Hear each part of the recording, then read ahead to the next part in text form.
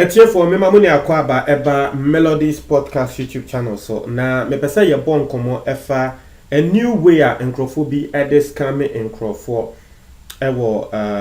say media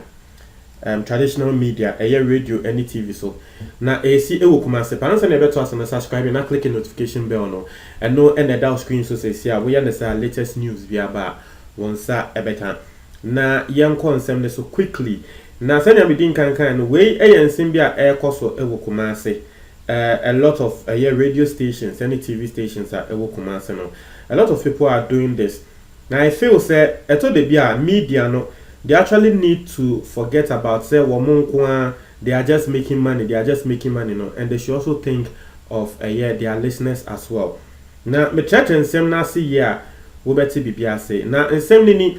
na saying news scammer aba ankrofo edi di nkrofo sika ewo kumase ne say nkrofo ebepe evidence bia false. I've even been seeing this on Facebook me hu ewo Facebook but na me nim class nkrofo asha say wo mo edeko TV any radio so na asem ni obi abaya ne ho say wo no de oye lotto operator oye obi a wo ma lotto numbers no ebo na de nipaku we ebe ne se nipaku we ebe ye advert ebe ye very convincing sa advert no ye ko radio so ni ye ko bo a utimechi a wo be ye convinced because nipa no ebe penkrofo akasama no wo be pe witnesses ni nyama into utimechi wo be convinced oh nipa we de adwuma a wo ye ne sebe eye genuine into no woko tiaska because oko ebia radio station ewo Kumasi a yemfa ne say your radio station bi wo Kumasi a ebia ye friend Melodies Podcast Radio ewo Kumasi into oba Melodies Podcast Radio ewo Kumasi a na we betia ebia oba Melodies Podcast ne betre say wo be say obo advert ewo ye radio ne so a tia ebia 2000 cedis for a month na ye bebo no 3 times ebia every single day into oba na trese wo betia ye rate no na ye bo adverts no mana obe won say nkrofo beka say oh radio station we dey mejidi say sebe enye ade pa na nka wo mo famba so people actually trade on the trust of the radio station na wo mo tie no mo hu ne say oh so radio station no apene ama nipa we be ye advert we wo ha na tese ne kre ati ase we hu say ne ete aha now so radio station no wan hwehwemu onu de sika ne bako ne de ba say ya advert ma me no eno na waje wanko yen hwehwemu ehun say ne bako no sebe loto na wo se wo dili in no eye ne kre ananya ne kre nti de esi ne say wo bi ebe frɛ no obi tie eye advert ni wie ewo radio ne so na wo be frɛ abrantie no ana wo be frɛ ababa wana na obi a sebe wo be bo advert no wo be frɛ no na wone no etwetwe nkomo say oh say meti advert no yesi uma lotto numbers na mesi den na menya numbers no obe hu say nipa no de advert ne buy no oni nipa ko na wa frɛ no no obeka te nipa ko na wa frɛ ne say oh de ye ne say e wo say wo say niska na wo say niska ne amount numbers no inti wo mo asabe they still have that at that point no I expect say anka obe hu say scam but some people still believe inti wo mo believe in obe hu say wo mbeje number mobile money number no mo asay niska ama nkrofo na was mobile money number no so in expectation say nkrofo no be send omo lotto numbers no bonza afei wo fresh number na enko biom onya wo sika ni wie ye no wato sem na to atwene nti this is the thing they actually do na ade a ekoso ewe Kumasi vie pa etie for police for kra de kokko aba bonten a wo mo de bo media for no say yenim say media mu ye mu adwuma yenim say media sebe sika na moje edebo advert ba ya sremo say mo ba kwakoje advert bia sebe be ba be ma mutiefo no nkrofo be dupe o mo dia na tell say mo nso no you are just being selfish because you actually need to also think of your listeners what you say nti no ene nsema police for edebeto abonten Kumasi for wo mo debeto abonten say media no yesremo mamo nya sa enye na me personally no I've also witnessed this make us an experience because media will be yes wo I na straight ahead me hu ne say ye fraud nti me free ni pakro no me free ne kra But I've been seeing this on Facebook. Now me did say a lot of you have been seeing it on Facebook. Who be say don't be any say one the fake WhatsApp chats be ebe to Facebook ho. WhatsApp chat no be hu ne say nkrofo mienu bi twetwe nkomo. Ba ko ka say hey number now the man now bow. Now what the pictures of a brand bi a wokita ska bebre no person o say o a brand no wo buy no be je number na wo ko twa ya no. They say abo ama ne di lotto. Well, Nini Aka say people actually want to make money quickly. You know, a lot of people are using this to scam them. I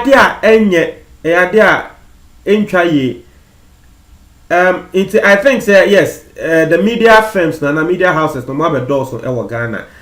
Into maybe obi be fi say we 1J advert na ya ebia unyeska entia our customers. Sorry, unyeska entia our workers. Media firms no unyeska entia our workers, but we also need to think of the listeners too. Because me say, yeah, I'm trying say, me podcast ya me ye. Akoye say internet radio because you are not seeing my face, my voice, and I'm more than more say. So Sebi will be the advert be air bread. Say ebi a member ewa me channel way so emana. Sebi you people trust me. Mo ne me share free tite no. Most of you actually trust me. Munim. Say a branch way there yenim say no to say you want to me go far at the boni bi embrayin not to say adene mbd enya dachi bi.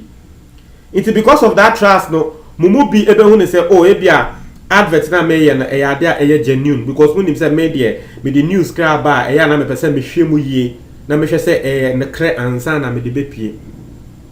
Into the people who actually trade your trust as a media firm. So media firm where they him say lotto in same lotto frosters in the omo fan buyer so it is say well advertise you on something like this in him say and cre that is here. I think say the media actually I don't know but meaning say abrochia but Ghana I think it has never happened before. Actually I say meaning say abrochia nanka a lot of the media houses will be in lawsuits but Ghana no in Cedar. But meaning say one day bibi sabe to me because ebia wo beat ni baby wonu de wo nim bibia efa sa lotto nsensem we ho na wo so radio a radio station bia na oteye and I say onu hu ne say okay since I'm hearing it from this radio station then I'll do it. What I say inti no sa ne ba ko ni dupe wa you need to sue the radio station because omo e na wo mo ma what say ne ba ko ne kan wo ye omo ni say be enya papa aden na wo mo bo atre wo listeners. I think the media firm in Kumasi, they actually need to sit up on this matter. And yes, that chibino ebe home. Yes, may bo Kumasi because I've not really experienced this in Accra. Media firms never Accra na there. Me share that experience BBC Inter American Kumasi no. And a police for no so aba bontin yebe kasa no Kumasi and a womo kan say adie we air koso ewo ho. Na etie for still in Kumasi no asem we there a branch here be police for action no na a branch here no police for no action no more baby a your friend South Central so semambon edini ya Mr. Fanche me na branch here na nkasa ne din e de Kwame Owusu Asumeni na Kwame Owusu Asumeni you say there wo ye and say we di 23 young guy you say there ye ne say wo hwe ni area mu ho na baby a ye che no wona just say there were no wa ya and say in sorry one musical instrument sabe infidia in sorry use edi nyankopon wa ye epeja nyankopon di no e na branch ewe wa ye na adwen say wonu de obewia e wo kwada so ene ni area mu ho just say yes in sorry bebrebe wo ho no every time they complain obi ebewia keyboard obi ebewia guitar obi ebewia drums obi ebewia say not knowing a branch here we na no wo di say juma no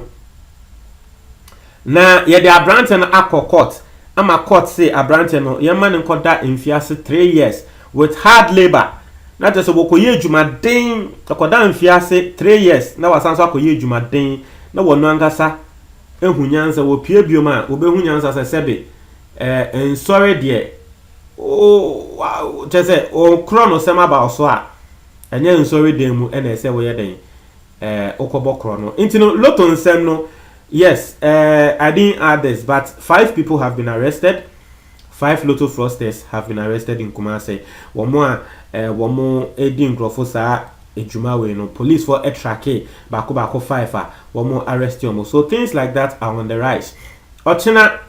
may the story be Bremo. A friend of mine, a lady of mine, was nearly kidnapped in Tema. Inti Muam Tema no, because what kind of story in the chairman no. I've also heard 2 different stories. It say one new lady no. The story pepe Tema. Inti no, me the story no ebe Bremo Ochina. Na mesre Muam tie me Tema no. And I wouldn't be our Tema. And I wait the Ghana. Inti Muam tie me Ghana no. December ba nkrofo aye wow do mo mbeso mo ye rituals no wo mo ye rituals inti no ochina me the story ne bebremo exclusive from the lady exclusive and from the stories I also heard similar obon say ni the same thing and idea obeka say omo eto omo no just within a time space of 2 months within a time space of 2 weeks nti say to me say idea say be nipa bonifo bi abetena Ghana has say abo pese womudi sanya no but montre mo adwen e comment box mo tie for me da say